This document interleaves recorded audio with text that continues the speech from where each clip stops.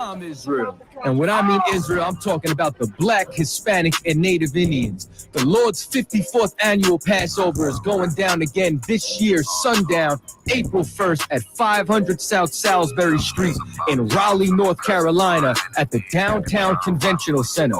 It's got enough room for all of us. The Lord's 54th annual Passover. Last year, brothers and sisters showed up from all over the world, rocking ancient garments and glorious apparel in order to serve the Most High in Christ. Now, it's that time again. Commander General Yohana's putting out the decree for all brothers and sisters to show up sundown, April 1st in Raleigh, North Carolina. Join us at the Sheridan in Raleigh, the hotel right downtown. It's at 421 South Salisbury. The Passover is right up the block at the convention center, literally within walking distance. Make sure you pull up. Make sure that you do your due diligence because rooms are going fast and they are limited this weekend. You understand? We have months in advance of preparation. Do not wait till the last minute to get your room. The Lord's 54th annual Passover, Saturday, April 1st in Raleigh, North Carolina. Join us there. It's about time, send the person to them enemies. Shalom, Israel. And when I mean Israel, I'm talking about the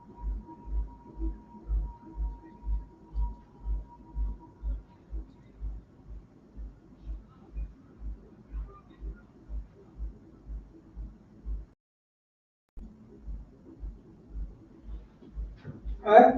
Testing, testing, testing. Let me get a 1 if you can hear me clearly. Testing, testing. Let me get a 1 if you can hear me clearly. Baba Kasha.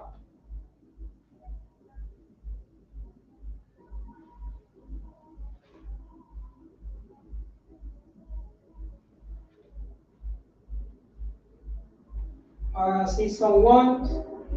Duada, Cornell Cooper. Duada. Hamawana. Duada, sister. All right, let's get this started.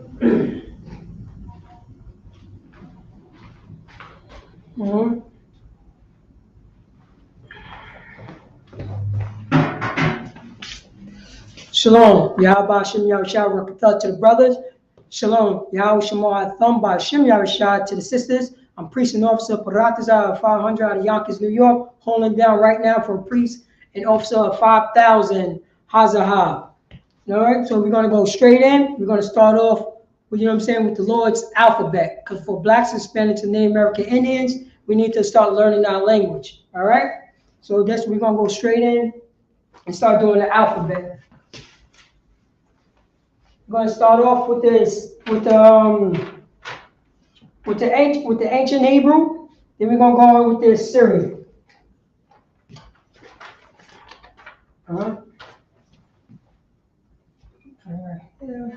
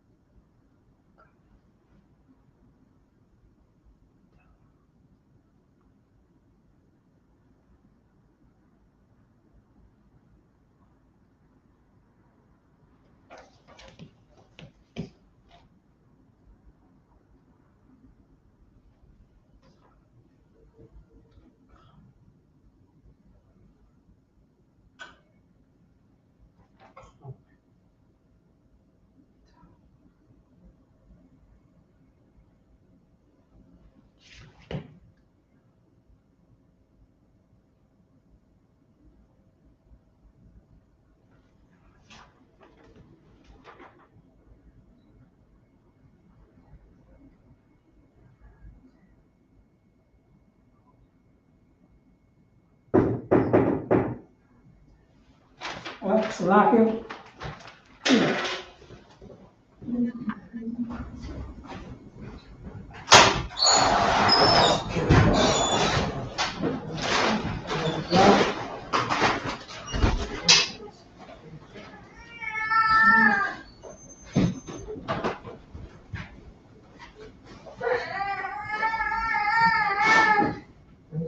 your pepper spray, sir?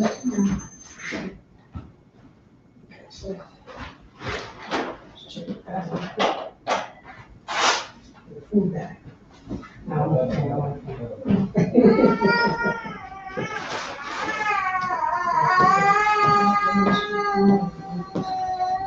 Prepare your questions online. Prepare your questions online. There's a little delay on it, sir. I have to, there's something wrong with the visual. I have to go back and change it. They never changed it back, so I was trying to go with it.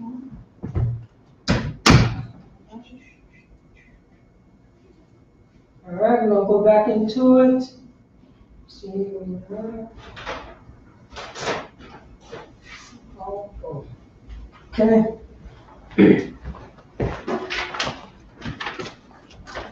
All right, let's lock in.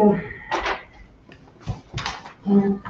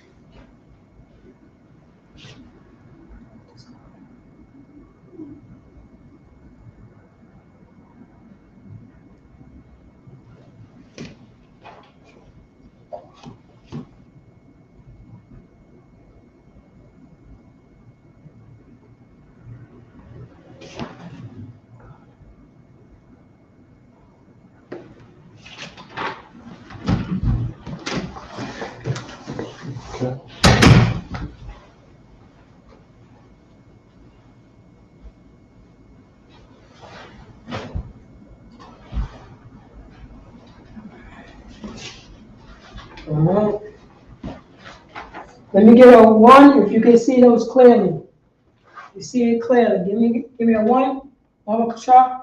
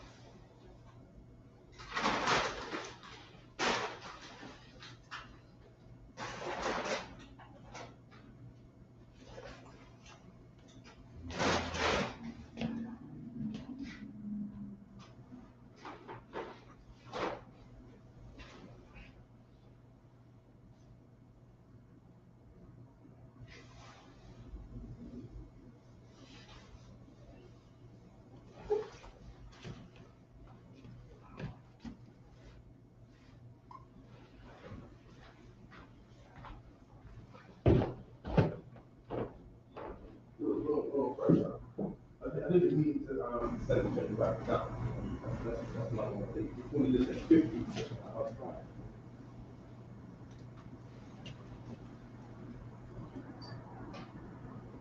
Okay, now I'll go more to the 25 on the total. Because we had these studs, we were doing good before, but I felt like, you know what I mean, these studs, but studs is work, man. That's all told. Okay, I just we get the thing to that, all right? Come, I do watch that, right? All right, this is good.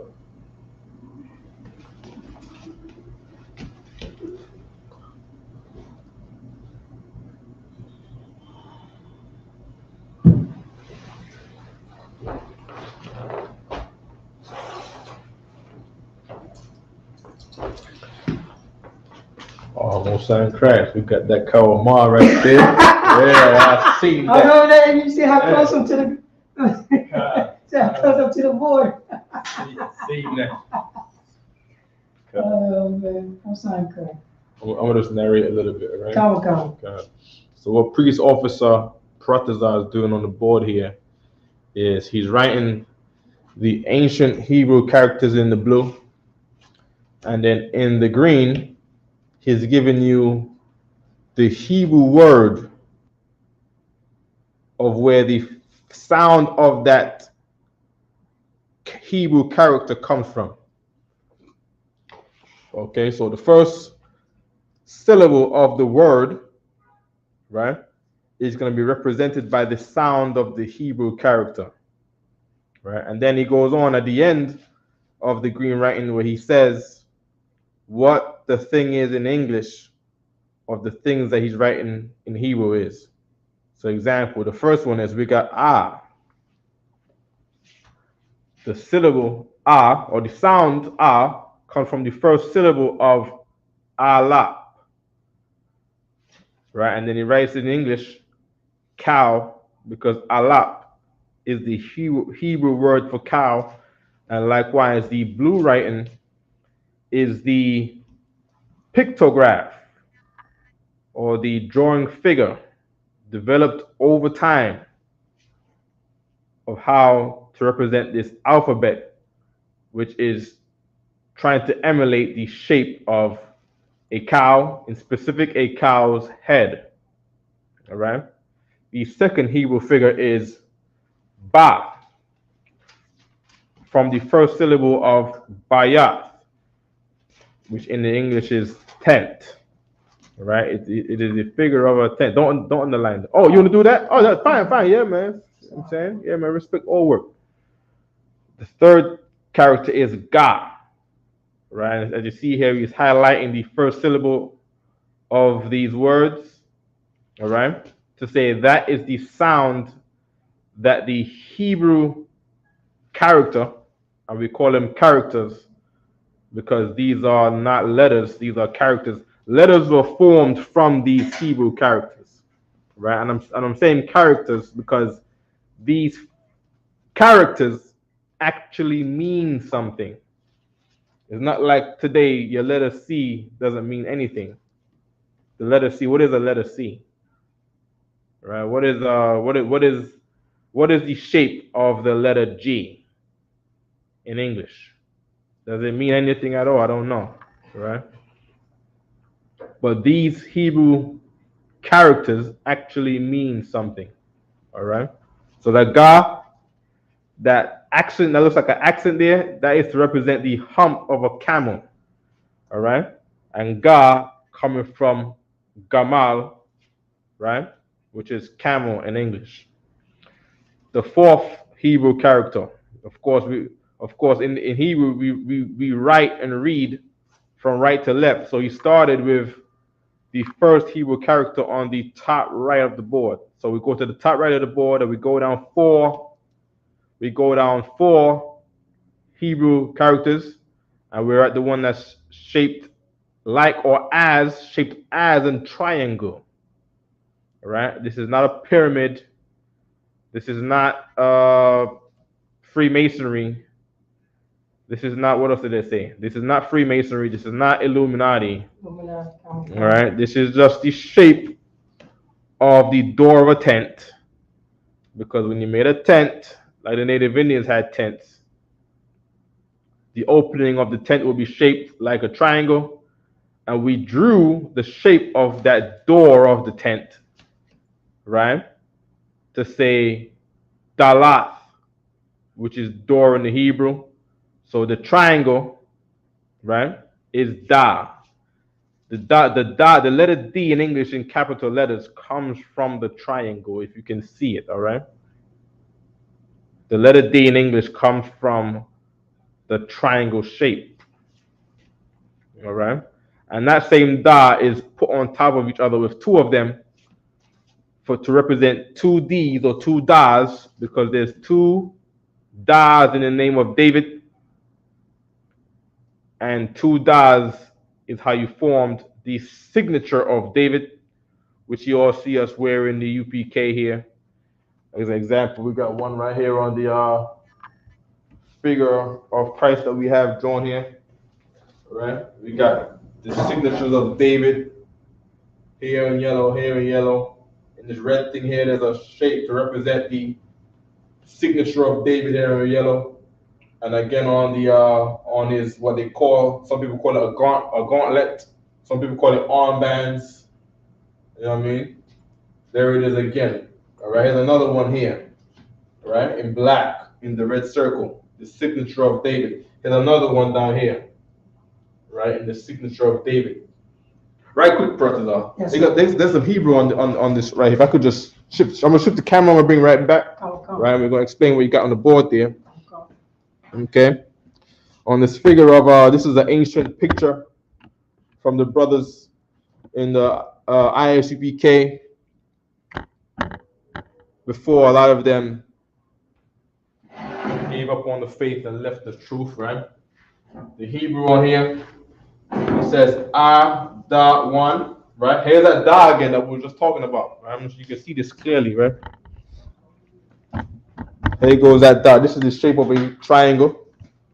There's nothing spooky. It's not Freemasonry, Illuminati, all-seeing eye, or I don't know them other things that they say. They say some stuff, Freemason, all the conspiracy stuff, right? This is not that, right? This is the original culture of the earth, the original language where all languages are formed. That's the Da in A-Da-1, right? Which is the active for Lord, all right? Of course, the root word of Adawan is Adan, which is the word you're gonna find when you're reading Hebrew on any Sabbath service in any Tanakh. Adan without the Y is what you're gonna find there to say Lord in Hebrew. But then of course you have the active particle like the ing, which is the thing you're doing, right? As we say kan Adawan kan, because that is a doing phrase, right? That means after that you're gonna see action. All right. So what's going on here is what's being said here is Adawan shall, right? Shall means of. In the formal tense, this is not what you're going to use in the common tense, right? Meaning in common speaking, you're just going to say ma, to say of, right? And then what? Shall Adawan yum. We got the yum at the bottom down there. The yum to say plural, right? That yum is to say plural. In anything, in any Hebrew word, you want to put yam at the end of the word to say plural, right? And this is a good estimate of what you would say, right? As the brothers was learning Hebrew back then, you know what I mean? But it takes reading the Sabbath service to really understand how titles will work, right? Okay. So if you used to say Lord of Lords, it might not be written exactly like this. You would see a ha at the beginning of the third word down here. All right. And again, we got malak, right? Ma, la, ka. Malak to say king. Shal in the formal sense to say shal, to say of. All right. And then you got malakyum. Malakyum. Say king of kings. Okay, so that's the shield of David, all throughout the image of Christ, right? It's not the actual image of Christ. This is an artistic representation of what he would look like, right? This is not how he looks like. This is not exactly how he looks like. But of course, the scriptures did say that he wore a beryl garment, right? Beryl is like green, right? He's black. He's the color of brass, as if it burnt in a furnace. So they drew him very dark. You know what I mean? He got the scroll. He's got the scroll there, loose from the 7 seals over there. He got the weights. They drew the weights, the scales on it to say justice. He's bringing justice and balance to the earth. Okay. He got the tablet of 12 stones, like the priest would wear in the days of the Levites when that was made. Right. He's got on one side and Ta at the other side to say beginning and the end, where Christ says, I am the first and the last. The first letter, right, is and the last letter is Star to say first and the last. And what does that mean to say he's the first and the last? It means he's saying that he was the first on earth to sin, receiving the commandments of the Lord, and he was the last. You see what I'm saying? To actually take it back and to not sin.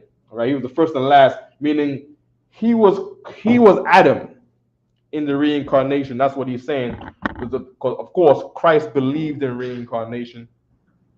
As around that time, he was asking, who do you think this Elijah is? Do you think they was asking about who Christ, who Christ is? Do you think he's John the Baptist? Not John the Baptist. Do you think he's Elijah? Do you think he's this? Do you think he's that? And then of course they'll start the books saying this is Adam, this is the first Adam and the last Adam, right? In the New Testament, you'll hear that the first Adam and the last Adam. They will say the first Adam is natural, right? And the last one is spiritual. They'll say okay, I can't get exactly off my head. I'm trying to just paraphrase it as I remember, right? They would talk about they'll start books by saying that he's the son of Abraham, to say that he was Isaac. They will say he was the son of David, to say that he is the reincarnation of Solomon. Right? They will say all these things. All right, you read in Hebrews, they'll explain him being as well the reincarnation of Melchizedek, to say that he was reincarnated 5 times. This is his 5th reincarnation, right? As now the son of Joseph, the Christ, right? And he's still alive, right? He's still alive. He's on his way back. He's been alive for roughly 2,000 years now, 2,000, and they say AD to say after the death of Christ, right? But he's been around roughly 2,000 years, 2,000. Some people say the year 0 was the year that he was born. The year that he was born don't matter, right? But you should know that we are approximately 2,023 years after the death of Christ. It could be the birth of Christ. People say it's the death of Christ because that's what AD means. Okay? So this is a artistic figuring, drawing, artistic expression of how he looked according to the scriptures. Of course, he got a sword there. He got a sword with the sheath of the sword that says Yashar Allah. Is there a sheath? It looks like it's an actual sword. Right? It looks like he got a golden tip down there. I'm not. It could be a sheath. It could be the actual sword. The color is like it's an actual sword, and of course on the sword it says in the Hebrew. It says in the Hebrew, Yah, Shar, right? We got the connectors there, right? Yah, Shar, Ra, Allah. All right? Yah, Shar, Allah. Of course, they got this connected there. That's not accurate, as we would say the Allah. Right? We would say the Allah to say power or God, right? Yashar is how you say, Yah is a preposition to say he. Shar is the root word to say prince, and then Allah is to say God, right? Yah, Shar, Allah, and of course, in Yashar Allah, there's no spaces in the word Yashar Allah, which is the Hebrew pronunciation for Israel.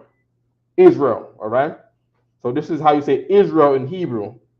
And of course, all of these letters have the adequate spacing. There's not a space to say Yashar and then space Allah, right? Because it's not Hebrew culture to have space in names, to say first name, second name. That's not how it works. Your first name is Yashar Allah. Your second name is Yahawada. That's your last name, your second name, right? Or your middle name, Yahawada, last name, Yashar Allah. That will be your last name, because that's what it's to say. Your last name is to say your father's name, to say you are the son of Israel. So your last name will be Yashar Allah. Or you could say your tribe to say, you're the son of this man. You could say, your Hebrew name. You could say, random Gabar, Ban Yahawada, Ban Yasharallah, right? That's how the first name, the last name was formed, right? You got the brothers in Scotland and England and Ireland, right, who are Israelites before being overran by Oliver Cromwell, those devils, okay, who shipped off Negroes from Scotland and Ireland, right? We read it, we talk about this all the time in the Negro question. Shipped off brothers from Scotland and Ireland to the States and the Caribbean, all right, to be met at the island of Santon with their Israelite brothers from Africa, right? And they were sent off to the Americas. And of course, everyone will say that all of the people that was in Africa, right, the majority, I believe they said it was 85 or 90%, they all went to Brazil, South America, namely Brazil, right?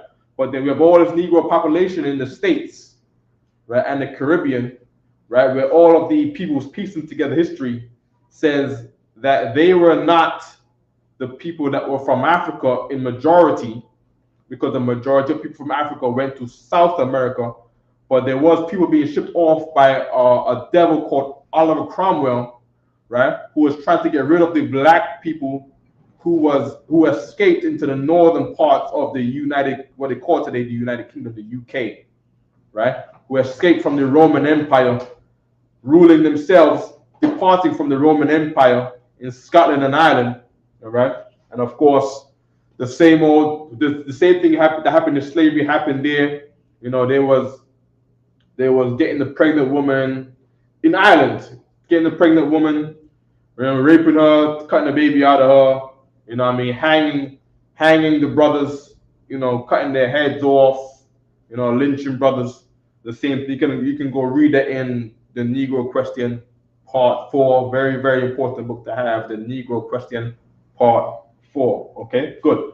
So as we was on the board, we was down. We did the last about the D. We showed the D and the Adawan. Okay, the figure of the Adawan where it's written Adawan Shal Adawanya. All right. We have the Ha to say Hana, to say behold. Wa to say wow, to say fish hook. We got the Za from Zayan to say weapon. We got Ka from Kawama to say fence. We got Ta from Tana'a to say basket. We got Ya from Yad to say hand. We got Ka from Kap, right, which is the figure of the shape in your hand with these two lines right here. That's what this is, Kap, to say the palm of your hand, right? So like I know you had it really clear a while ago over there. You had the whole board on there, and you had it, you had all the green writing uncomfortably clear. I don't know how you did it. Oh no, this is my point for reference right here. Okay. It's my point for reference. Okay, cool. Not just, I was doing it for my height, but right. Okay, come. Right there. Come, almost saying crap. You know what I mean? We got the La, right, from Lamad to say learn. We got Ma from Mayam to say water. Na from Nawan to say sprout, right? La is the figure of a walking stick. Ma is the figure of water. Na is to say the roots that sprout from a seed. The word is sprout. All these Hebrew words, we write this on here because these are words that you have to know. Okay, I know you're gonna come up next and write them over again, right? Okay, no sweat. All right. Okay. Sa from samak to say establish. Right. This is a figure of the skeleton of a flag. Right. I to say ayan. Right. Which is where I in English come from. I come from the I in English come from the pronunciation of I in Hebrew. All right. Pa say pa, which is mouth. This is the figure of a mouth. Taza to say tazad, which is side. This is a figure of a man on his side. Kwa to say kwam, right, which is the word to say rise. This is the figure of a sunrise. That's why brothers I wrote sunrise on the board here, because this is the figure of a sunrise. But kwam just means rise. Sun in the Hebrew is shamash, right? Shamash, just like moon is Qadash, all right?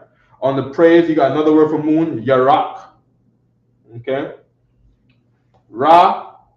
All right. I just think it's just a little bit missing. I'm gonna clean it right here, right? Ra for Ra'ash. This is a figure of a head. This is a man's head. This is his chin. Right. This is the top of his head. This is top of his pointy long head. Because some Negroes got pointy long heads. Right. And then you got a neck. This is the figure of a head. Ra'ash is the word for head.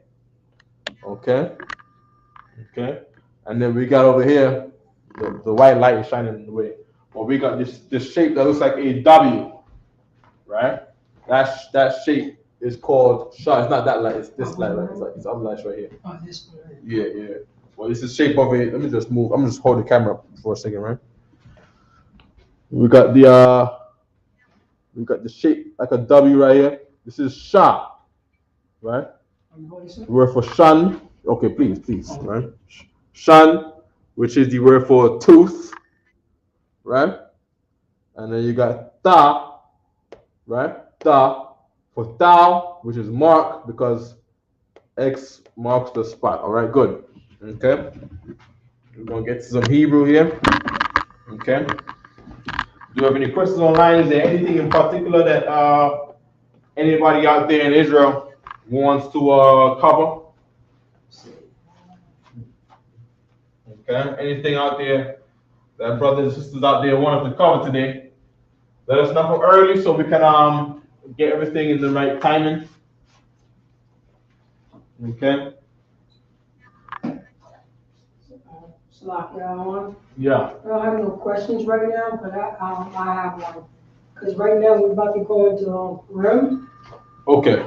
So I was wondering if we could get just a little bit of understanding of, you know what I'm saying, the book of Esther and certain, you know what I mean, like that first chapter that we're going to read. Yeah. So it'll be kind of solid in that first chapter. Let's do that. Let's get Purim, right? Let's get the key figures in the game there, right? Purim, which means dice. Okay. Right? Huh? What Purim is? Dice. Dice. Like roll the dice. Yeah. From the Hebrew word war. Right? Okay. I would also like to look up these words. We want Esther's name. Esther was a woman, a sister from the tribe of Benjamin. She saved the entire race at this particular time. Our race was going to be destroyed. Right? Her Hebrew name was Asathar. Asathar. Right? Very similar to the sister's name, Sathara Banath. That same Sathar is in there, right? I don't exactly know what her name means. I know that is I, right? If Sathara Banath was here, she could tell us what Sathara means, right? But that Sathara is how you get this Sathara right here. What's the name for Dominican? Yeah. Okay. And then you have Mordecai. Mordecai. And heathen, of course, heathens love our names. They take all of our names. You know what I mean? Even right now, saying Mordecai, I can't stop thinking about Italians, wealthy Italians, well-to-do Italians in Italy with with a collection of art paintings, because our culture has been ransacked and robbed by every heathen on the goddamn planet. Goddamn meaning God condemned, as the Lord has said that the earth is given into the hand of the wicked, and this is a God-damned planet, and this place is damned to hell. All right, by God. God has damned this planet. God damned this planet.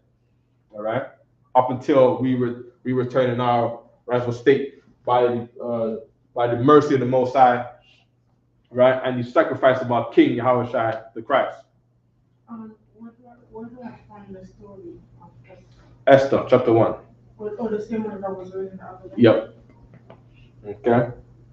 So what we're gonna do is we want to get the let's get the concordance, right? Right. You want to get it? Oh, you have a seat. I'll get it for you, right? And then what we'll do is we want to get Esther. We're gonna read Esther in another concordance, the Zondervan's Bible Dictionary, right? As a matter of fact, give me Mordecai first. I'll get Safar in the concordance, right? So this MORD, right?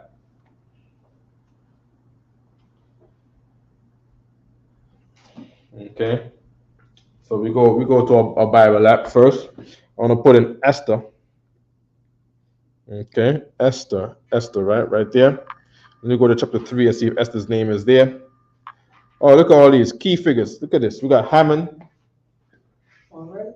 Yeah, we got Haman, On top. that devil. Right? Haman. Right? We got Agagite. Right? Agagite. Right? Ite. We want to get what is an ite in Hebrew. Right? We want to get what is Agag. Okay. Haman. Right? Purim, Esther, Mordecai. Right? Haman was a famous enemy in Israel.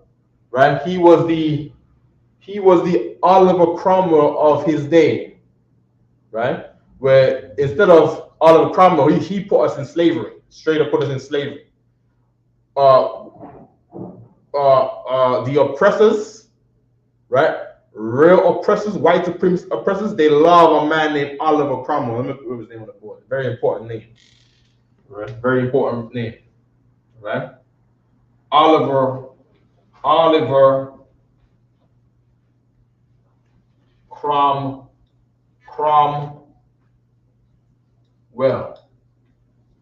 Right? He was an English war general. He hanged the grandson of King James, because King James' grandson was black. And if you hear anybody, if you see a devil with the Union Jack, which today's, they call it the flag of the United Kingdom. You know what I'm saying? That flag with the red, blue, and white in England, right? They all love Oliver Cromwell, right? When you see that British flag, the devil's holding that British flag, you know what I mean? Oliver Cromwell is their Jesus Christ. That's their Jesus Christ. That was their Donald Trump. You know what I'm saying? But they was actually doing the things that these people today wish, they could do under Trump. They was doing it under a man named Oliver Cromwell, very, very key figure for Negroes in America and the West Indies when it comes to knowing who the key player in putting you in slavery was at that time, Oliver Cromwell. Right? You gotta put this name on your fridge. He was enemy number one to Israel in the 1600s when we was being dragged on slave ships. For those who care, I know a lot of people don't care about slavery. I was born to care about slavery. Right. I live my every day, my every breath is thinking about us coming over here for slavery. When I was a child, is to think about why the hell we here and how did we get here in slavery and who the hell he was. And I got the answers from the Israelite School of Universal Practical Knowledge. Right. I didn't get the information from nowhere else. I got all the directions to understanding who the hell we were from that. right? Brothers was dropped in Ohio, Rhode Island, Virginia, right? Barbados, and from Barbados, they sent brothers to different islands, Jamaica, Trinidad, and all that. You know what I mean? Rhode Island, Boston, right? Brothers was ships from Scotland, Ireland, and Wales, and in England was where the white people were, so the oppressors were. Right? Scotland, Ireland, and Wales was black. Right? That's why they're different countries today. They're different countries today because those were black countries. All right. Let me show you a map of what I'm talking about. They don't understand what I'm talking about. Right? I don't want to get slid off too far. Right. But we got Mordecai ready on that there protest. All right. Of course, I got the Google Maps here. Okay. And of course, the books say that they went to France, took the Negroes out of France, sent them to Ireland over here, right? And then from Ireland, the black people, the Negroes that was in France, they had ships waiting for them in Ireland to be sent off to the West Indies, right? Which particular one, I'm not sure, you know what I mean? But I could make an assumption, right? But I'm not exactly sure, okay? So this is what they call the United Kingdom, okay?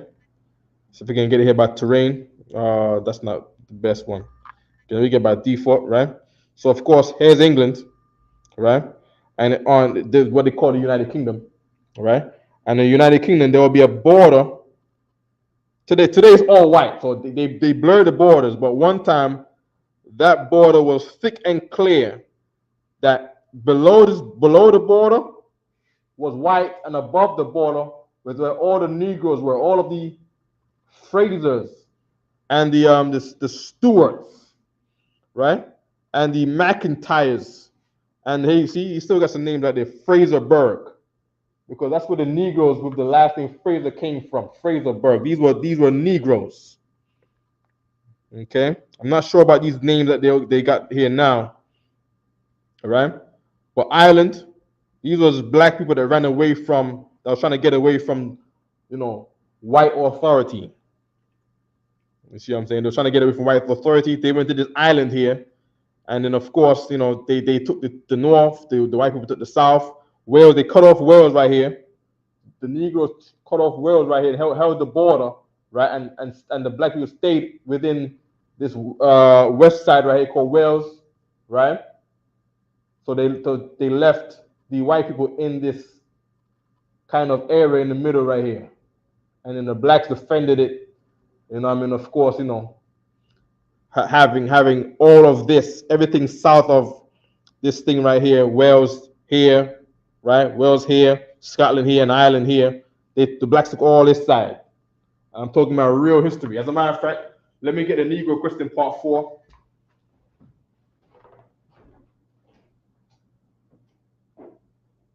Okay. Right, scholars went into books, right? This is not a history class, but of course, Britain is from a Hebrew word from bar yath. All right, bar yath to say covenant. That's where Brit comes from. Okay. This book right here is very juicy. I don't know where to start. Okay. Okay, so we got here the original people of Britain, France, and Spain were short black men about 5 feet 6 inches. Okay, so the original people of Britain was not the Negroes, right? They were Japhites, and Negroes with Edomites in the Roman Empire fought off these Japhites, mainly the Negroes, because we was on the front lines, all right? We was on the front lines. We was the one who was determined to, we took on the Roman conquest as the Holy Roman Empire, right? So Negroes really went up into these places, right? Of course, they were in England when our fathers. This is a devil, right? Spitting some history. Professor Boyd Dawkins, right? He was a professor of geology in Manchester University in London, and he said this in 1879 when devils could be more open about the true history. Today you can't hear these things, okay? And he was talking about this is what he said. By the original people. He mixed up the original people of England with the Japhites to really take away from Negro history. All right, to not say that they were Negroes, right? But to say that there were some black people there, they went to war with them, but then there were black people in the Roman Empire, which is a history, is a fact. They were in England when our fathers, right, referring to the white English, right? The black people in England were never called English, right? Invaded the land in 449 AD, all right?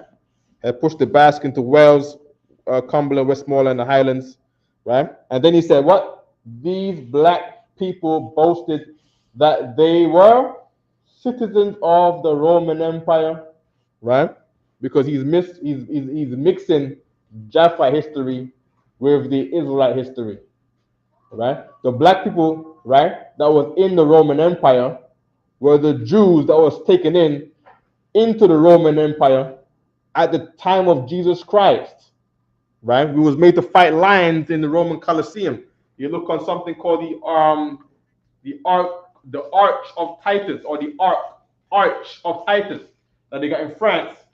And what they have is they have a picture of devils coming into our hometown Jerusalem, taking a giant menorah from us that was made out of solid gold.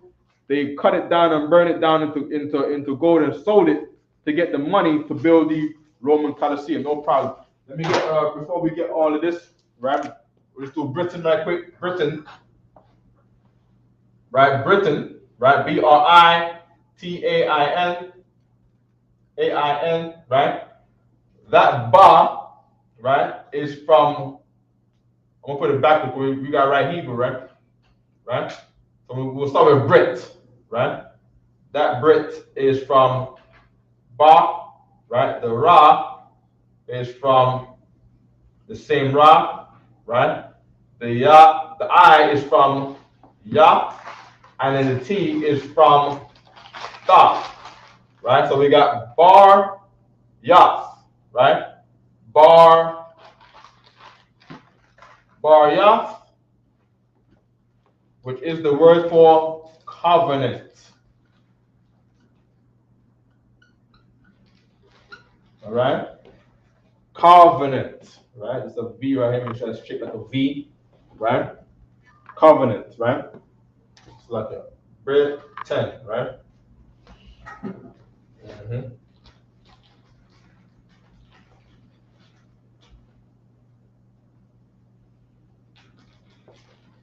Okay, Britain. Okay, Baryath. I came in with this. The ain means again. I came in what that means again. So lucky y'all. We'll get it another time, right? It could be to say no. It doesn't mean one. It does not mean one. I gotta look into the books again. I gotta look into that book. I gotta look into the other book to see what the ain is again. But the Brit in Britain is from Baryath to say covenant. All right, because we were the people of the covenant. We're the only people that think like that, like covenant. Name our country the covenant, right? Give me 2nd Ezra 13, right? As to why they named Britain Baryath. All right, the place for the covenant, right? 2nd Ezra 13 and 40. Okay. Okay. I'm gonna get in the meantime. When you get that scripture, I'm gonna get Sathar. Okay. 13 and 40, sir? Please. Okay. 2nd Ezra, chapter 13, verse 40. So now, of course, 2nd Ezra 13 and 40 is the story about the Native Indians, right, coming to the Americas, right? But this same thing that the Native Indians did, Negroes always think like this. All right. As an example, we're gonna read. Give me verse 41. Come. 2nd Ezra, chapter 13, verse 41. Uh-huh. But they took this counsel among themselves. The Israelites, even in the Roman Empire, the Israelites took a counsel amongst themselves. Read. That they would leave the multitude of the heathen. They said we would leave the multitude of these Roman heathens, these devils in Rome. Keep reading. And go forth into a farther country. And they say, okay, we're going to separate from the mainland can you send it sideways? We're going to separate from this mainland, right, of Europe, which is the Roman Empire, right? They're going to separate from this mainland. Of course, it started right here, Rome, right? And it spread all across up to Russia, right? All up here, right? All in Ukraine, right? That was all Roman Empire, meaning what? Negroes multiplied and had babies, had sex with all the women, multiplied, right? And filled all of England, or all of Europe with black babies, all right? But there were some Negroes that had counseled among themselves and said what? They would lead the multitude of the heathen. They would lead the multitude of the heathen Uh-huh. and go forth into a further country. And go forth into a further country. Because this is how Israelites think. And they went to go across the sea here, the English Channel, into another country. Keep reading. Where never mankind dwelt. Right, so they went there, but they did find Japhites. They thought that they was going to go to a place where no mankind is. Went up here thinking that there's no mankind up here, found the Japhites. Because Japhites in Hebrew, right? Japheth. Right? Do I have any room on the board? Let's put Japheth on here, right? Japheth. Right? In Hebrew is Yapath. Right? Yapath. And Yapath means to expand.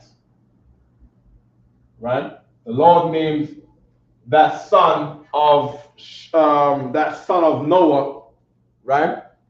Yapath.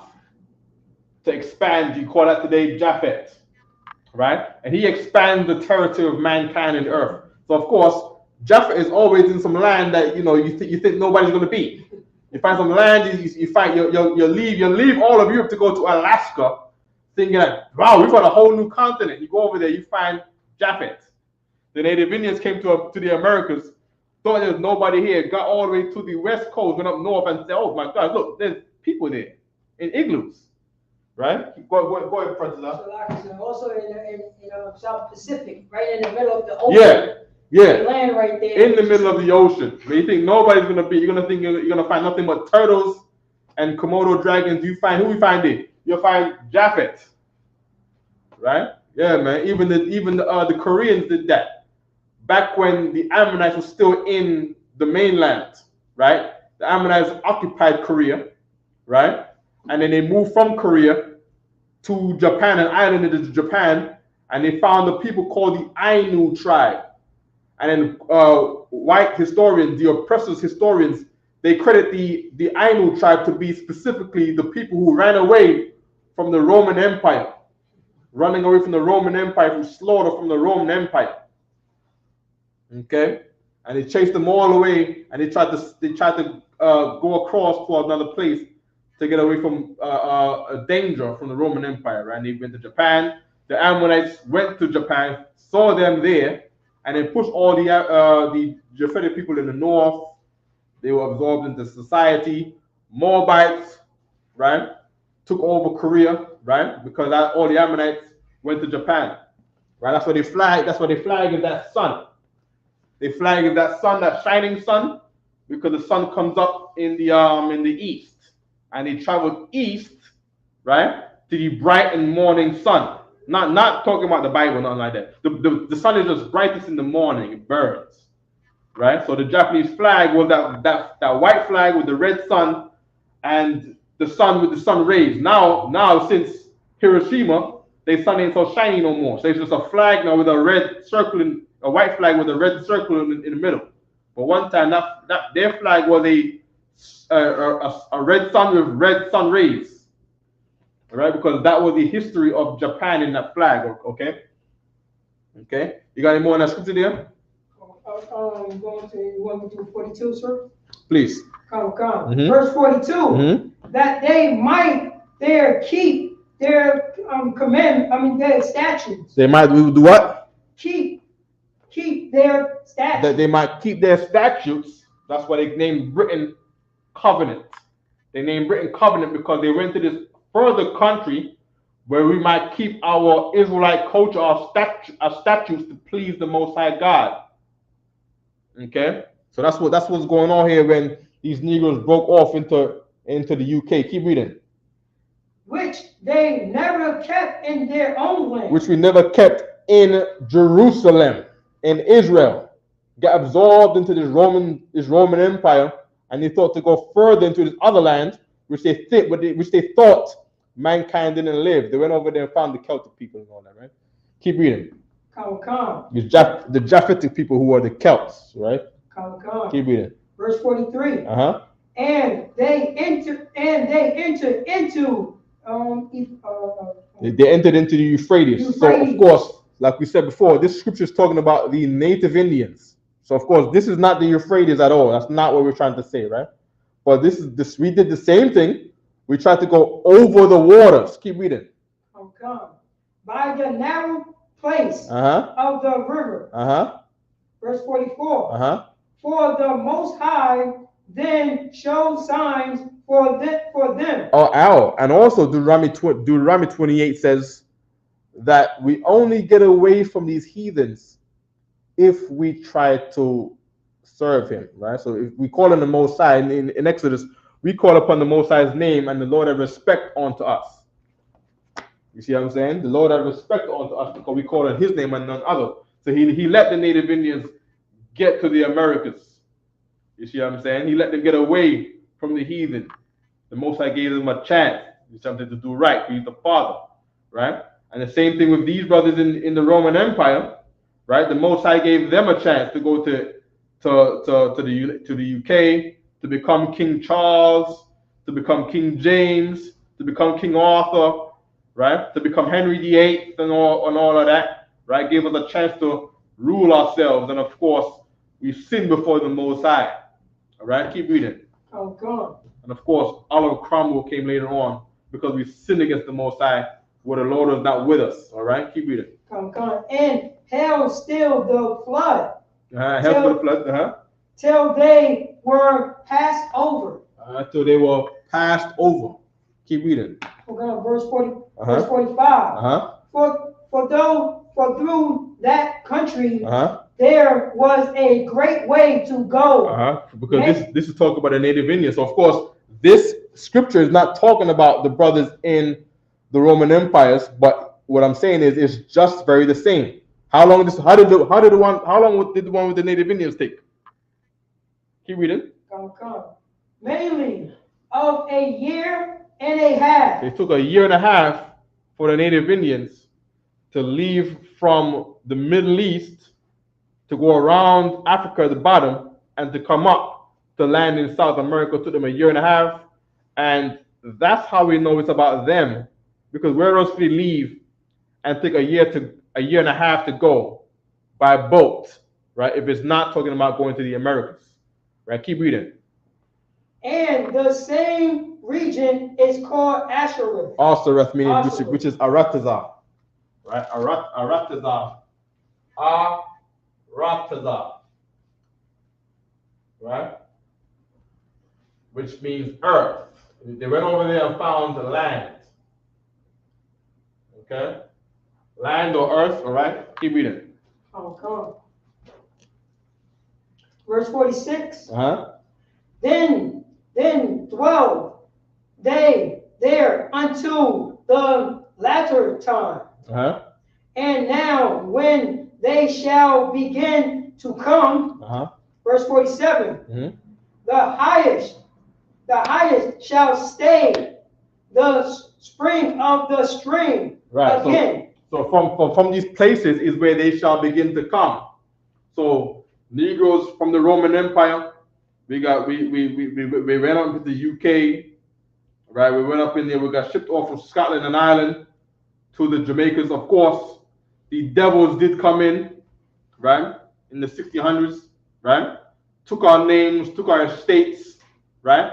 And here we are. We in Jamaica. We in Jamaica now, and Trinidad and Ohio and Boston now, Virginia, Rhode Island, right? With these Edomite names, which we consider Edomites, but we only consider them Edomites because we knew that we're not supposed to speak no English. Right. We know that we're not English men, but we're speaking this English. We've been in English oppression. right? But we have no idea of, oh, the rumors we're from Africa, but everyone is gonna say, oh, we got, if you're a Benjamite for sure, your family's gonna say, yeah, we got some family that was from Ireland, or we got some, your great great grandfather or something was from Scotland, and we will never know what that means. Of course, there was no Scottish plantation in Jamaica, right? There's no records of any some Scottish man from Scotland in Jamaica. There was no record of no Irish man from Ireland in Jamaica having a plantation. They were all Englishmen, like Bob Marley's dad was an Englishman, right? But the rumor is we got Irish and Scottish in our background. We're eating the Irish potatoes. We're calling them Irish potatoes. Jamaicans don't even say potatoes; they say Irish. Say, yeah, we're eating some Irish. Don't know what the hell it is, because you brought it there in slavery. That's what happened. You brought the thing there in slavery, planted it, and you grew it in Jamaica. All right? Okay, no problem, right? So let's keep going with Mordecai. We got Mordecai in the Donovans.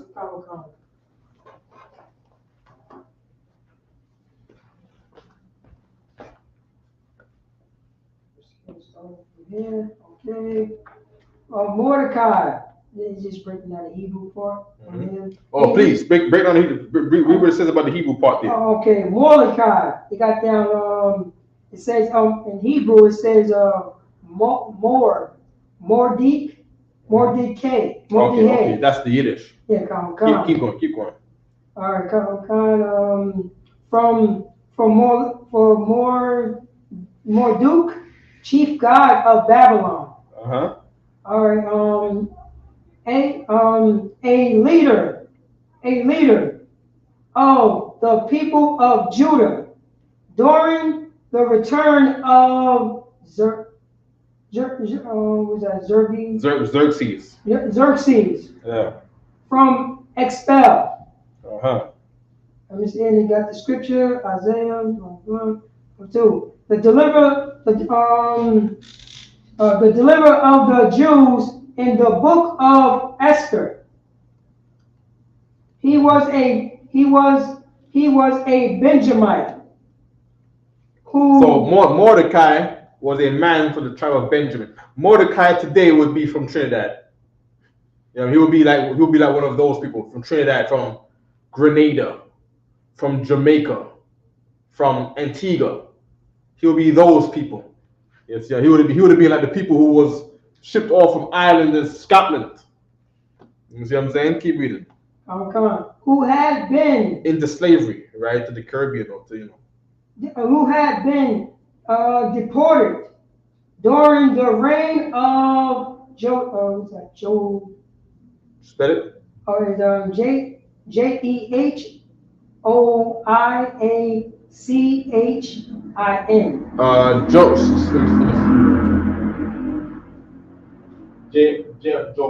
Jehoiachin. Jehoiachin.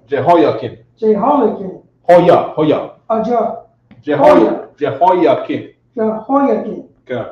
Okay. Wow. You see here it said the book of Esther, chapter 2, verse 5 through 6. He lived in Susan. Mm-hmm. The Persian capital, and brought up his cousin Esther, right, whose parents were dead. So I live in the book of Esther. Right. That's why Esther's parents was dead. That's why the brother of the parents, Mordecai, being an uncle, ended up fathering her. Even today, in the truth, the people who's not in the ISUPK are dead while they liveth, Christ said. So you come in here to get new fathers. You get the brothers of your race to now become your fathers in the truth, just like Mordecai did to Esther's. So now we become your uncles, we become your fathers, we become your brothers, because your family in the world are dead while they liveth, Christ said, all right? Yeah. What kind of was reading it just now, Mordecai was her father, now that her parents died. Uh-huh. But he was confirmed that he is. He's what? He is her guardian, like he is her He, father. he's her guardian, right? But Mordecai wasn't her father. Mordecai was her uncle. I know, but her parents died. Her parents died. God, that's correct. Okay. Keep reading now, Princess. When Esther was taken into the royal harem, Mordecai forbade her to reveal her nationality.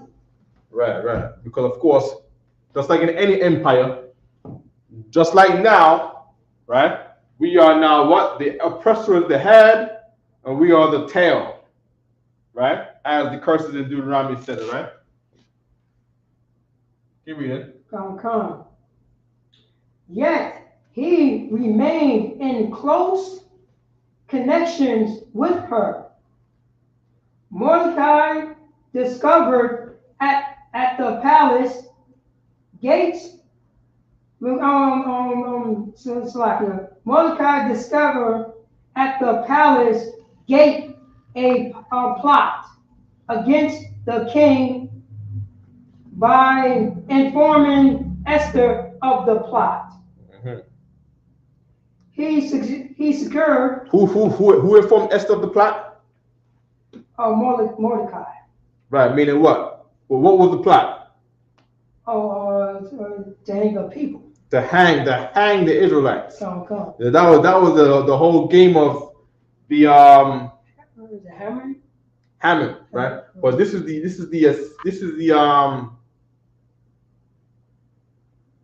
Persian or the Assyrian Empire? Xerxes. Is it the Persians? These are the Persian Empire, the water, right? This right here is about you've seen an altered depiction of this in the movie 300, right? The 300 with the 300 white boys from Sparta, right? Who went against this naked gay king. Where in real life, Xerxes didn't dress like that. He wore clothes, but of course, Jewish people run Hollywood. So because the Jewish people who believe that this is them and their culture and their history, they drew their enemy like that to say this is an evil man. Drew him naked, put a whole bunch of piercings in his face and around him. All right. And so when Xerxes now, who in the book of Esther, he's called Ahasuerus, right? He's walking out with an army of hundreds of thousands of people. I believe it was like 500,000 people. Those were the 12 tribes of Israel in his Persian army. That was Judah, Benjamin, Levi, Manasseh, Gad, Issachar, Asher, Ephraim, right, in his army. Simeon, right, we're missing Zebulun, right, Naphtali, Reuben, right. That was them in the army of Xerxes. The people that would later become King James was in the army. The fathers of King the fathers of King James, of King Charles, right, of the first and the second, right. The father of Atahualpa, right. Maybe some more prominent Negro rulers in the past. Some prominent the fathers of Sitting Bull, right. The fathers of what's the mother famous Native Indians. You know what I mean? The father of the Apache tribe, the fathers of the Blackfoot and the Cherokee, right? Yeah, the father of Jamaicans and people from Trinidad, the Mexicans, right? That's the people you're looking at there in the army being led out by Artaxerxes in the movie 300, right?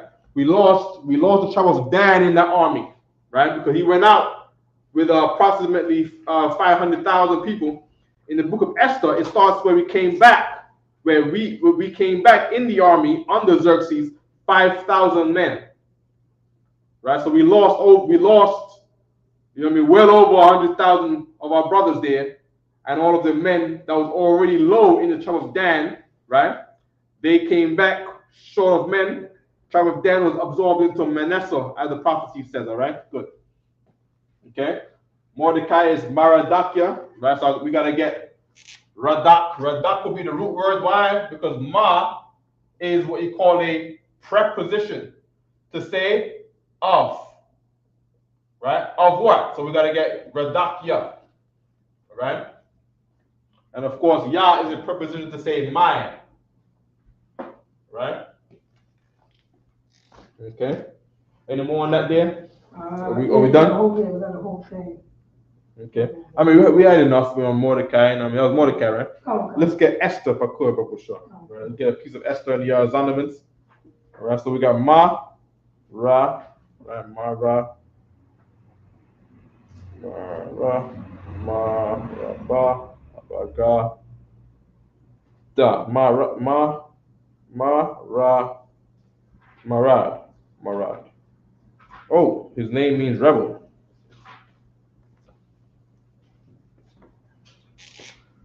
Maradakia, Radak means rebel. Man, he fit that name, boy. You know what I mean? Maradakia was a rebel. His name means of my rebel. That's the Lord talking. That's the Lord named him. Of my rebels. Maradakia, that's heavy. Of my rebels. Okay? So I'm going to put the of under the ma. Right? The ma of. Okay, good. Esther's name, Asathar, means I hide. Right? Meaning she concealeth. She had to conceal her identity, first and foremost. She had to conceal her identity as being an Israelite from the tribe of Benjamin. She couldn't say that she was a nigger. So it's like a nut. We was called niggers in Acts 13:1. They called us Niger. N-I is ni, G-E-R is girl. Right? We was called niggers in the Bible, of course, right? But she could not hide that she was one of these low down people from the ghetto. From, you know, she was the mothers of the people of Crown Heights and Harlem, right? And New Orleans. No, okay, well that's the other tribe now, right? Benjamin. She was the mother of the people from Kingston, Jamaica. You see what I'm saying? The sisters. She was a mother to the people of Port Spain, Trinidad, right, in the ghetto. All right. Yeah, the mothers of Prince Swanee, right, and Bounty Killer, right, and all of the criminals in St. Vincent today, and Antigua. She was their mother.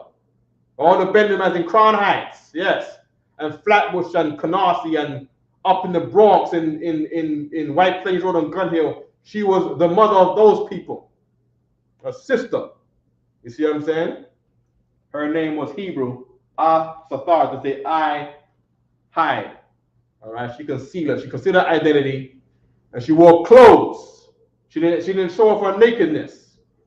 Right? She concealed. She wore clothes. She concealed her nakedness. Right? That's her name, Sathar. So you want to say how to say hide? Sathar means I hide. Is to say I. Sathar to say cover up or to hide. Right? To conceal. Parts of the Bible, they use the word in English to say conceal. So you're going to conceal carry. A sathar carry. What's carry in Hebrew? Lift. Nasha'ah. Right? Something with nasha'ah. Right? So you gotta conceal. You got sathar. Nasha'ah. Concealed carry. What weapon? How do you say weapon in Hebrew? Weapon. Kalawa. No. Kalama. No. That's fence. Oh, I'm talking about fence. No. Close. Ka. You're missing the letter before ka, which is za. Yep. Zanan. No, close. Oh, man. Za. Say it again. Za. It was you had the right sounds. You just missed you mixed up the second letter. Say what you said again.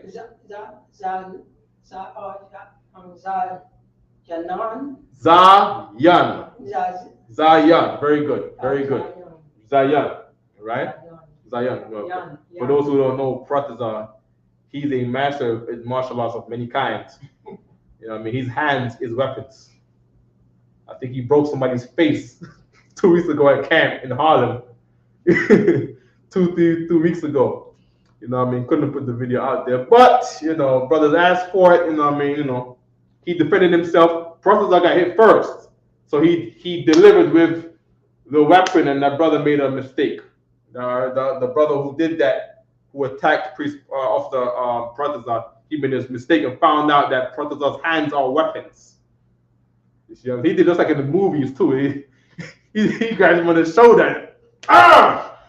You know, I never really seen nobody do that in real life with the weapon with the shoulder. No. You remember when you grab the shoulder first and then you launch it like that? You know what I mean? I just see regular cats in Harlem and Brooklyn. So I just see brothers doing the haymaker. I never really seen someone duck low like this and grab the shoulder and then do it like that. It was real. I felt like I was watching Steven Seagal. You know what I mean? Go ahead, brothers up. No, it wasn't a hit. It was just a tackle because we wasn't allowed to hit. So I had to. You could say that. I saw you punch him in the face. We got it on video, right? In the moment, it's probably fast, but we got it on video. Hariala was dynamite. We watched the video back. We got it. Hariala was on the camera. You know what I mean? No sweat. You know what I mean? For sure. Rebel is Radak. Okay, that's Mordecai's name. Haman's name is of Persian origin, so we can't translate it. You know what I mean? Agag, who is Agag? Let's get these Zondervans about an Agagite. Let's get what an ite is. Right, I'm gonna Google ite. Right, you're gonna get Agagite in the Zondervans. Right. I also have Esther. You also got who? Esther. Esther. Okay, we can read what Esther is in a minute. We're gonna get Agag first, all right? Agag? Yeah.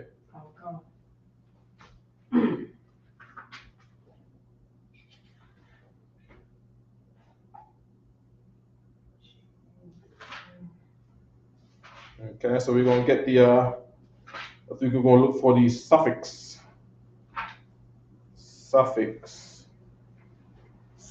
for ite. Okay. There we go. Right. I'm gonna erase the name of the famous enemy of Israel, Oliver Cromwell, off of the board. If you're a Benjamite, you have to know who this is. Okay. Yeah. Yeah, you good. Go ahead. Okay. So it says ite, right? ite, which is a suffix, right, in English, and it says used to form nouns denoting followers or adherents of a specified person, idea, doctrine, or movement. For example, Adam's-ite, Campbell-ite, Jacob-ite. Right? They put it on there. Put Jacob-ite on there. So when you see people in Scotland talking about their Jacobites, it's because they're to say that they are descendants of the people of Jacob. Right? That is especially why the white Romans, the modern European, he never called himself a Jacobite. Jewish people never referred to themselves as the Jacobite. Right? And of course, King James knew that he was a Jacobite, as all the brothers in there knew. Right? But King James in specific named himself Jacob, not knowing the Bible, because of course at that time, right, the seals are still intact. So it's not like today where we have the truth because the Lord released the 7 seals.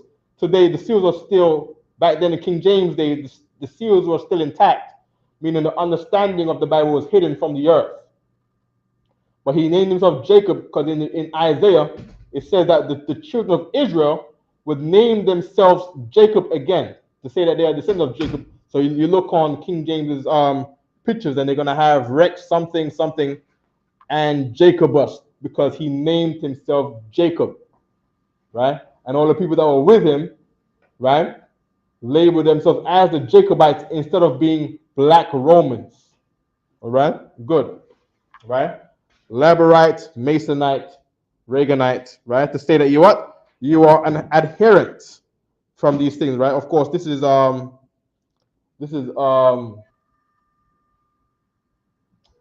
it says right there, followers in the modern English, followers, meaning in the days of King James, right? There was brothers who was not his family that decided to roll with King James instead of rolling with the Romans. And they were also labeled Jacobite, so they called it the Jacobite Wars. All right? Brothers who wanted to push off from being Romans and now be Jacobites, because they knew that they were Israelites, right? Adherents is a word that we need. We need the word for adherent. That's a fancy English word. That's not my word of speech. So we're going to get adherent definition. All right. They're not giving us the definition that we want. All right. It means it. Oh, thank you. Right. All right. Let's get a. Do we have a? Let's see if we can get a an it in the Zondervan's. If that's there, I don't know if that's in there. It? Yeah. It as a suffix. Okay, no, but don't move from there. What you got there? I just have that Agagite. Agagite, read. Come. You have two of it. At first it said Agar. Agar. So it says. I want Agagite first, all right? Oh, come. You just got this little bit right here. Agagite. Okay, it says apply to. Apply to Haman as enemies of the Jews. Okay. Apply to Haman as enemies of the Jews. Come. Okay. Let me see if I can get Agagite on my Bible concordance. See what comes there in the Hebrew. Okay. We got concordance code H91. Right? Agagia. And it says a patriot or patronymic from H90, an Agagite or descendant of Agag. Right? A descendant of Agag. Right? So then you got to go to Agag now. I would have find out. You got Agag there? Come. Right? You put Agag, and then it talks about a man that was called Agag. Right? Right? Agag. Right? So when you're ready, read it, right? Come. Agag, perhaps meaning one, an important king of the Amalekites. He was an important king of the Amalekites. Today we know the Amalekites to be the Jewish man, right? And Jewish people know this, all right?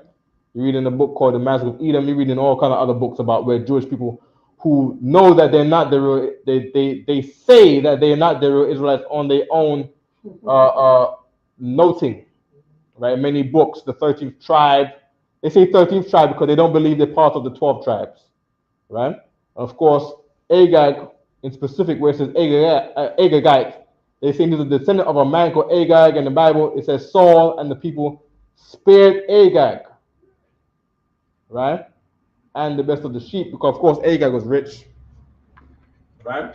So Haman is labeled as an Agagite to say that he's from Agag because all of Amalek was supposed to be slaughtered, but then all the Israelites disobeyed the Lord under King Saul? King Saul. Come. Right? Saul too, a Benjamite, right? He disobeyed the Lord, right? And spared one of the Amalekites when the Lord said to destroy all of the Amalekites. Don't leave no Amalekite alive. Don't leave the sheep alive. That's how the Lord is. The Lord is vicious. The Lord didn't love the sheep that belonged to them. And mind you, the sheep is his favorite animal, but not when it belongs to Amalekites. That's what the Lord said in the book of Samuel. Okay, So Agagite means descendant, according to the concordance. It's the descendant of Agag, right? Agag, right? Agag. Let's get the Hebrew for Agag of what it means. All right. So let me get the Hebrew for it. You can keep reading on Prophets if you could for me, all right? Okay. Or if you feel like you need to rest there, you need to sit down. If you feel like you need to sit down, just let me know, all right? Okay. Okay. So you want to still move on king? Come. Okay. We got, Right quick. So Agag of a certain derivation. Explain. All right. Go ahead. Okay. Come. An important king of Amalek. Of whom Balaam professed that a king of Jacob who surpassed him, the king of the Amalekites who Saul captured alive, though God had through the prophet Samuel ordered him to destroy them entirely. Say it again. The king of the Amalekites. The king of the Amalekites. Who this is Agag we're talking about, right? Who Saul captured alive. Who Saul captured this man alive. Keep reading. Though the power have thought had through the prophet Samuel ordered him. Did it say God or did it say power? Oh, it say God. So say God, right? That's not the Bible, right? That's Come. concordance. So just read it as it is, right? Come. So God saw this. God said through the prophet Samuel, destroy all of Amalekites. Don't leave none of them alive to rule Crown Heights and take the hip hop industry and pervert the hip hop industry in the United States. Just destroy all of them. That's what God said, right? By Samuel, right? To save this problem from later, right? Keep reading. Come.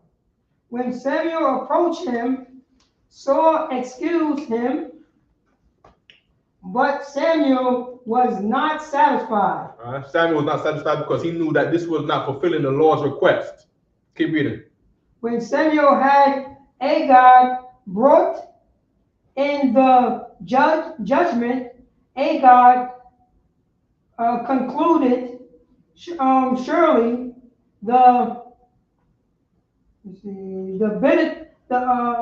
bitterness of death is past. But Samuel, a judge, pronounced it, sentence of death upon him for all his cruel deeds. And Samuel weaved Agag in pieces before the Lord. Then you go to the Amalekites. Let me see the part again. Samuel.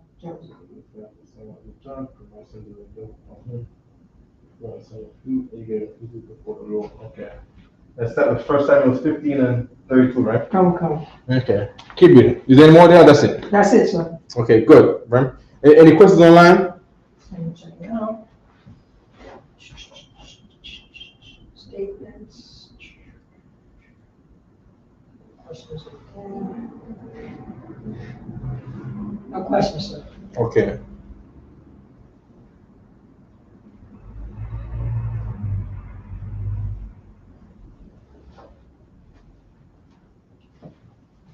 Okay, hold on 1 second. So Malachi's name was Okay. Moroccan. There's an issue here, right? So I was reading in 1 Samuel 15, right? Samuel killed Agag. Okay. So shall thy mother be childless among women. So unless in that time when I don't know how much time that was in Samuel chapter 15. I don't know if he went and got some woman pregnant, but Haman is called an Agagite, to say descendant of Agag. Well, Salaki, sir. Yeah. And that's why I had a question on that. And I do know the Lord likened these people to snakes, and he was a man of rich. So I don't know if he, you know what I mean, I don't know what happened, but you know what I mean. Samuel chopped Agag into pieces. It said. So here's a man standing right here. He chopped him up. He took his arm off and leg off and feet off and neck off and cut his body up into pieces. You know what I mean? Like you making beef stew. You know what I mean? That's how an Israelite did it. And Samuel was an Israelite. You see what I'm saying? So, I don't know.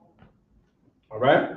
But they call they call Haman an Agagite, right? Descendant of Agag. And for sure, we have Amalekites today. And they call themselves Amalekites when they trace the history back. Right? Talking about the Ashkenazi Jew.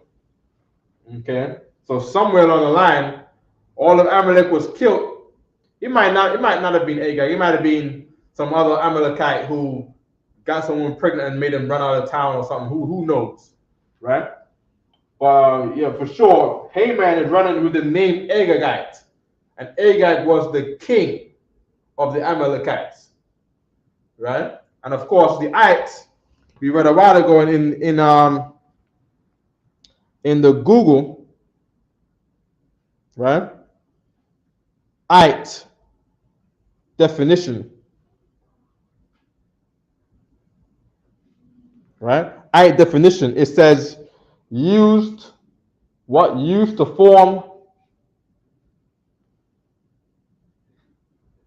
Used to form nouns. It's not showing up right.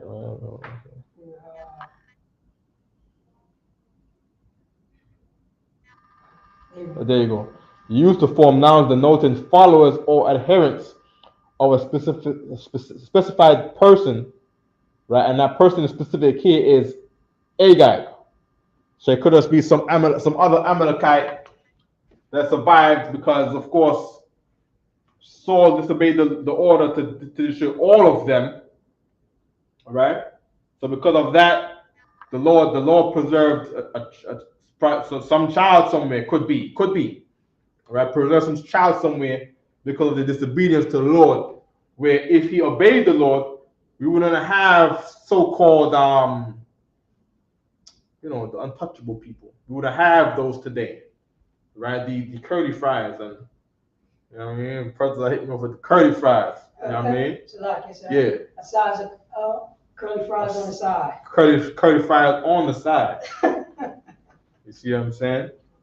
Yeah, you know what I mean? So Haman boasted himself as an Agagite, right? And for sure, Haman's people is alive today, right? And they call themselves, okay, all right, took our identity, okay? And we trying to not say the name, so YouTube, doesn't erase the video for all eternity. Okay, good. Are we missing something? Let's get Purim in the Zondervans. Right? Let's get Purim in the Zondervans. Okay. Let's get Amalek. Right? Amalek.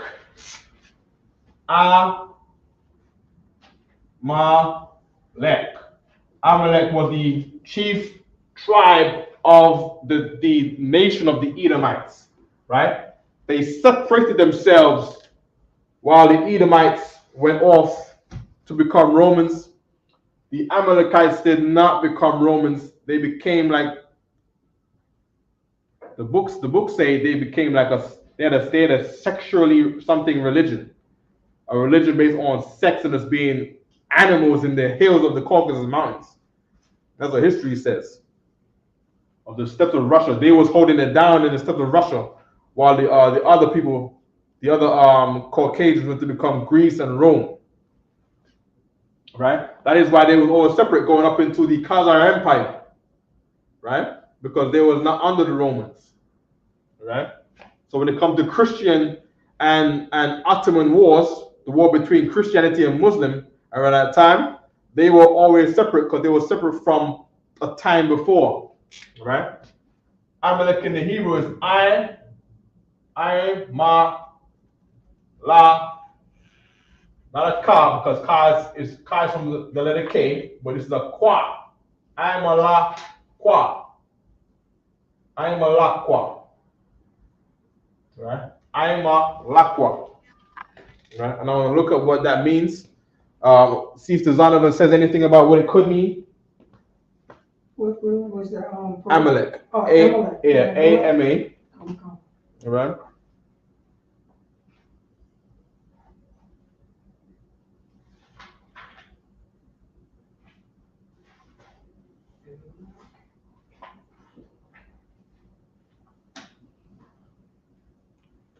So it begins with an I. Lamanasa. In Hebrew, it begins with an I. In English, it begins with an A. Lamanasa I.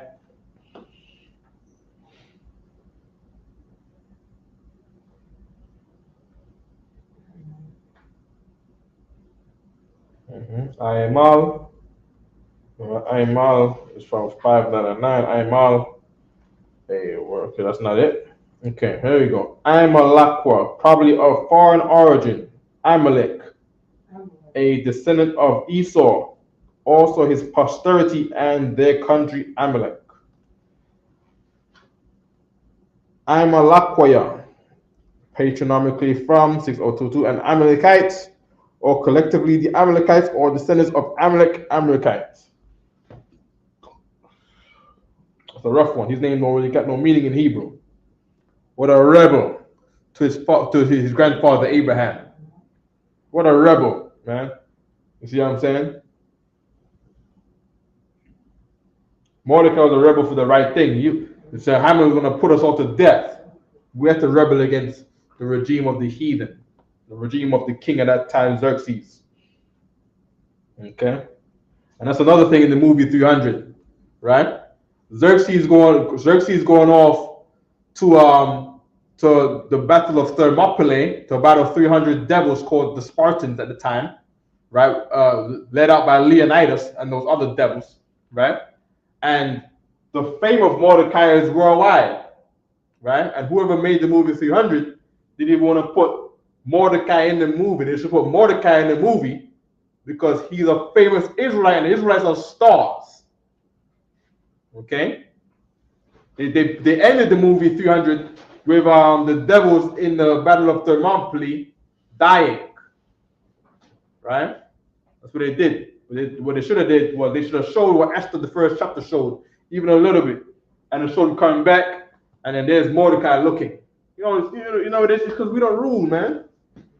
We don't rule, man. If the Jewish rulers of Hollywood really loved being the Jews, they would have did that. They would have put some shine on their brother. If they were his brother, but as you see, they show that they don't count him as their brother to give him no shine, right? Because Mordecai was the one who brought really Xerxes and the empire down.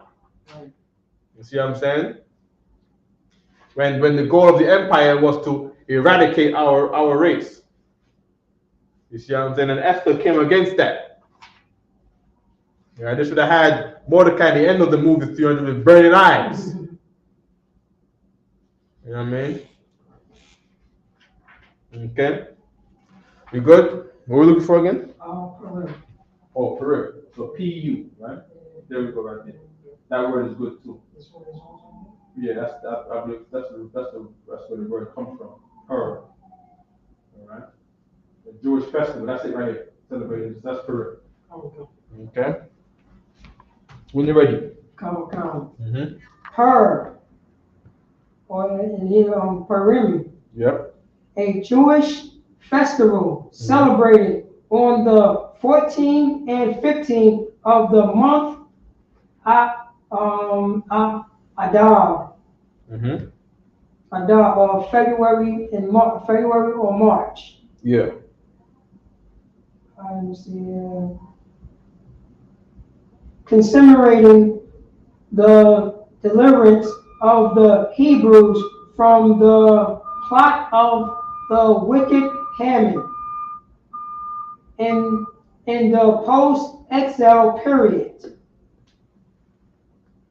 Say Okay, hold on. Hold on. Okay, so it says it doesn't mean dice, it means a lot. Right?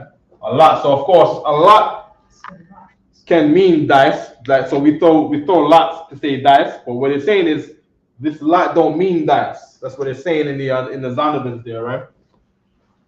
So let me get that right. Let me just put that there.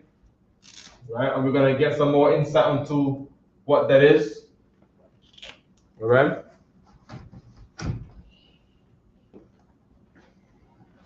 Okay. Parium, right? As a lot, a broken piece.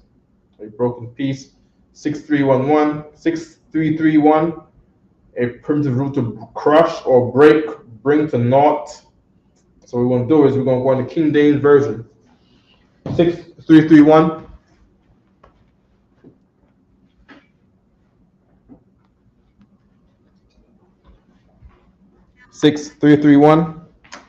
We put that up on here, and then we got what?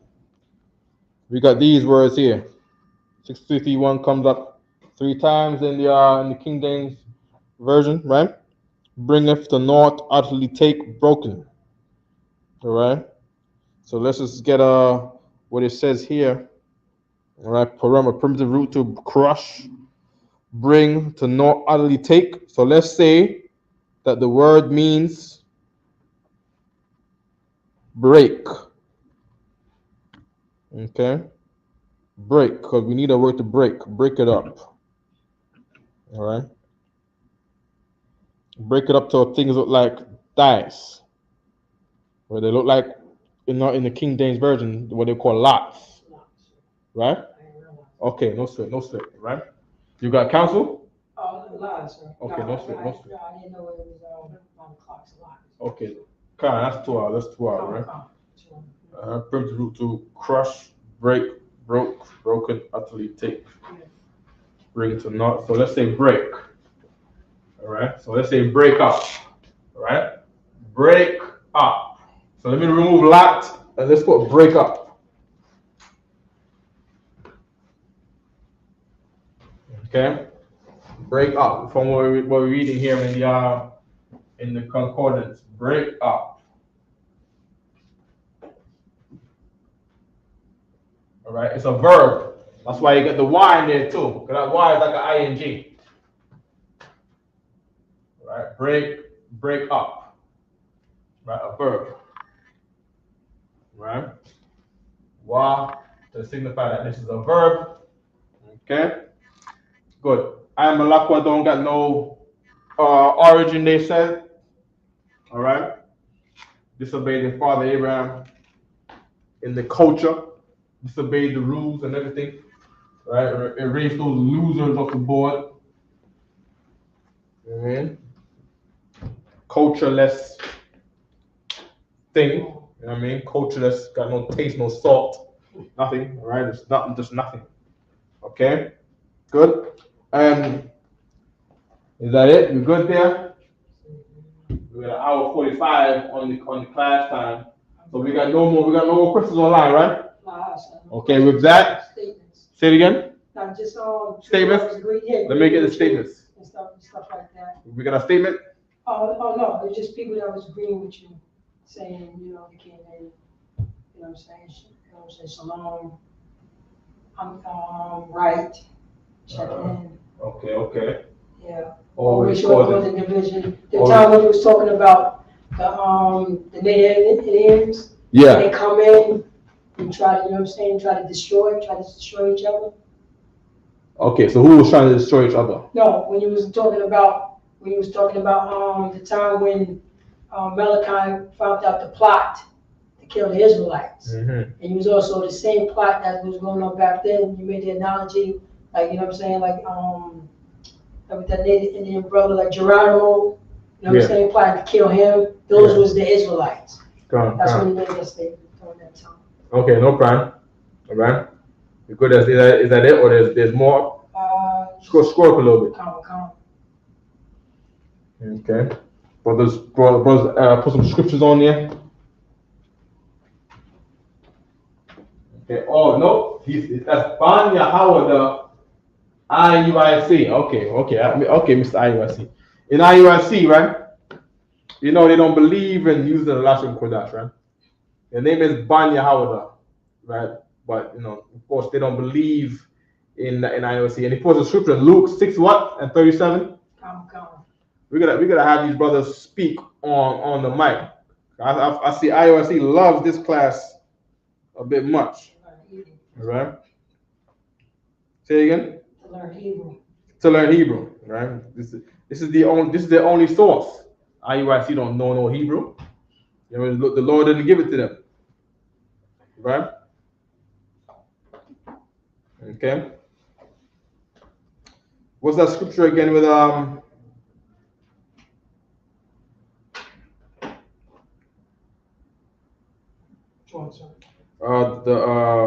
why we do the Hebrew and why IUIC does not do the Hebrew.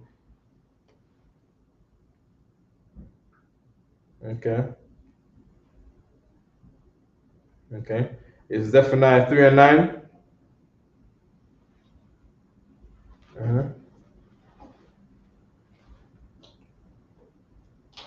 I wonder what IUIC says about this scripture. Brother Ban Yahweh, right? I assume you're a brother, right? I know they let Hamites in, the Ghanaians and all kind of stuff, Nigerians. I'm not sure which African country, but for sure they let Hamites in the IUIC. So you know, if he's an Israelite, right? You know what I mean? He could say he is an Israelite, but who really knows? Because suppose he's one of them Hamites who's in IUIC. You know what I mean? He would not be an Israelite saying that he is an Israelite. That's why Christ had to come and say, I know them that say they are Jews and are not, but are of the synagogue of Satan. Synagogue meaning chief house. Okay. You got Zephaniah 3 and 9? Okay. Yeah, go ahead. Zephaniah chapter 3, verse 9. Start at verse 8. Okay. Zephaniah 3 and 8. Uh-huh. Therefore, wait ye upon me. That's what the Lord said through the prophet Zephaniah. Wait ye upon me, meaning don't take up guns and go attack the devil. Wait upon Christ. That's what the Lord is saying. Wait upon the return of our King that the Lord is going to send back. Keep reading. Saying the Most High. This is God talking. The Most High Yahweh. Read. Until the day. Until the what? Until the day. Until the day. Keep reading. That I raise up to the prey. Until I rise up to the prey. And the prey is the Edomite. And right now we're living in a time where the Lord is rising up to the prey. Meaning what? He's going to bring forth the commotion for World War III. And it started. Go take a look at Ukraine. Right? Go take a look at Turkey. Right? Turkey is the Lord rising up to the prey. The Turkish people were the prey. You see what I'm saying? And they acting like, and they, on the news, they act like people from Turkey didn't die. All they show on TV all day is Syrians. Because they don't want to see devils in distress. You see what I'm saying? Devils beneath houses. They don't want that kind of image to be out there in the earth. Because the devil is Satan through Edomites is the Lord of the air. Talking about these airwaves. Okay? Keep reading. Come. For my determination. For the Lord's determination, this is what the Lord is determined to do. Keep reading. Is to gather the nations. Is to gather the nations. Right? Bring all the nations together to fight in World War III. Read. That I may assemble. That I may do what? Assemble. He puts all of the armies, the North Korean army, marching. They assemble into ranks. Right? The Russian armies, the American armies, put the ships out there. You see what I'm saying? Send all of them on planes to Ukraine to drop off weapons over in Ukraine to fight the Russians. Have the Russians assemble outside of Ukraine, outside of Kyiv and Chernobyl and all that, outside of Crimea. Keep reading. Okay. To assemble the nations, right? To get the Iranians, right, to be lined up and practice the march to join with Russia and the war. All right, keep reading. The kingdoms. The what? The kingdom. I'm talking about the countries. The Russian kingdom, the Ukrainian kingdom, the United States kingdom, the North Korean kingdom, the Chinese kingdom. Keep reading. To pour upon them my indignation. So the brother from IUIC, he could say, if he's a brother, right? He could say that this is talking about World War III. This prophecy referring to this time in the Bible. Keep reading. Even all my fiery anger. Right, to pour out the Lord's indignation, the Lord's fierce anger, right, with the many deaths that's going to come to the oppressors. Keep reading. As the Lord is in control of life and death. Keep reading. For all the earth shall be devoured. All the earth shall be devoured with what? With the fire. With the what? With the fire. With thermonuclear fire, World War III. Keep reading. Of my jealousy. Because they're acting like they us. The Lord is jealous of these other people trying to what? Mistreat the Lord's children and take up all of the cultures that the Israelites made. Israelites made the culture of Russia and Ukraine. You see what I'm saying? Keep reading. Come. Verse 9. For then. So at this time when the Lord is talking about, at this time then, keep reading. Will I turn to the people? So will I turn to what? To the people. Will I turn to the people, talking about the Lord's people, the people that he's jealous about. Keep reading. A pure tongue. You're going to return to his people who are the Israelites, the people who he cares about and loves more than the other people. Right? He's going to deliver to his people a pure, what? A pure? A pure, sir. A pure language. A pure language. It says language. What is a pure language? Lashawan Qadash is a language which the oppressors take and speak with contaminating European vowels. For the Lord said, in this time when he's assembling the nations, at the time of the Cold War, and Russia and America is about to get into it, and it's about to be World War III. And the brothers is saying, what? The year 2000, Christ is coming back in the year 2000. Because that's the sign of the prophet Jonah to say what? The Lord is coming back in a time when he's not. That's the sign of Jonah. Right? What in this time the Lord is going to do what? I will what? I will turn to the people. I turn to the people a pure language. A pure language, and the Lashawan Qadash is a pure language without European vowels, the Hebrew. Read. Why? Why did the Lord do this? Wait, he's not talking about language? Keep reading. That they may all call upon the name of the Most High. It didn't say the Most High. It says what? Sorry, sir. That they may all call. That they may all call upon the name. Upon the name of the Lord. Of the Lord. It says Lord in English. In the Hebrew, what would it say in English? Pratizah. When it says capital Lord. It would say call upon the name of Yahweh. You see what I'm saying? Meaning we're not calling upon Most High Christ bless. We're not calling upon Most High. We're not calling upon Jehovah. We're not calling upon Jah. We're not calling upon Yah. We're calling upon what? The name of the Lord in the pure language, right? The Lashawan Qadash means you gotta say his name the right way. Yahweh. Keep reading. To serve him with one consent. With many consents? One consent. Many Israelite groups? One consent. One consent means you're all in the same Israelite group, the same camp. That's what that means. To serve the Most High with one consent. And right now, the baton of consent is handed down to Commanding General Yohanan. Right. All right? Not Nathaniel 7. Nathaniel, whatever his name was given to him, all right? No problem. Scroll down, right, to see if there's no response. There's no response. We'll just head out of here, right? All the way down. Just hold it. Okay. What do you say there?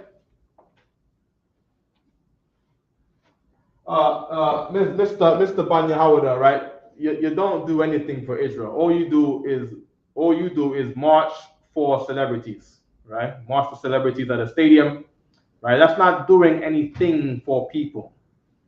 Okay, good. And now he said lies, meaning the scripture that we're reading, he said the scripture is a lie. Right? So we're reading about the scripture where the Lord is assembling the nation. It's talking about World War III. He said it's not talking about World War III. Right? He's saying that the pure language to call upon the name of the Most High, before the ISUBK, people didn't know what the name of the Most High was in a pure tongue, without, rightfully, without the European vowels, right? He said that's all a lie. All right, so here's the witness, y'all. Right? Here's the witness. You heard what we said.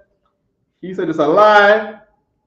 And with that, I pass the class to Priest Officer Pratazar. Clap it up. Clap it up.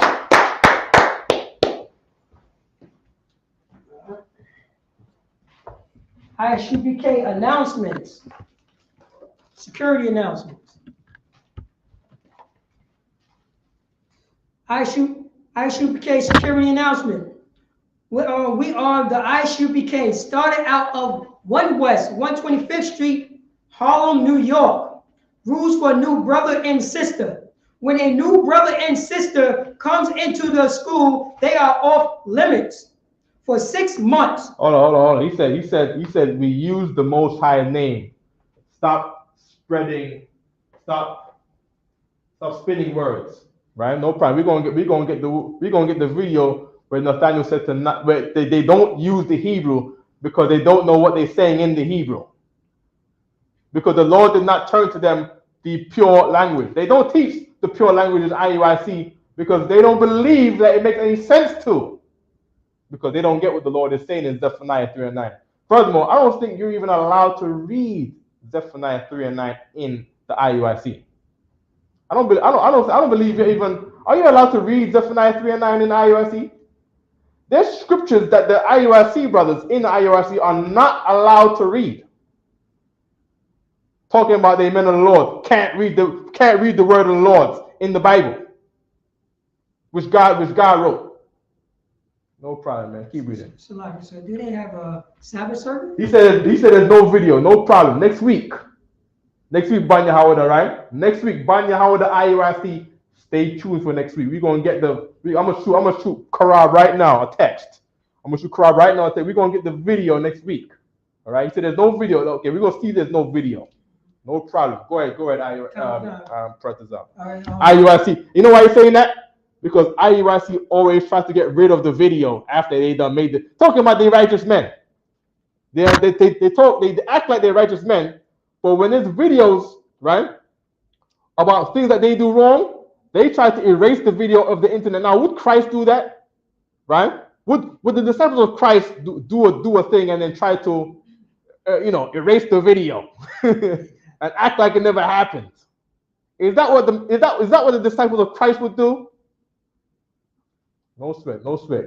Go ahead, Pratazar. When a new brother or sister come into the school, they are off limits for 6 months. Mm-hmm. They are to be saluted only. Mm-hmm. They are here to shake themselves of the world.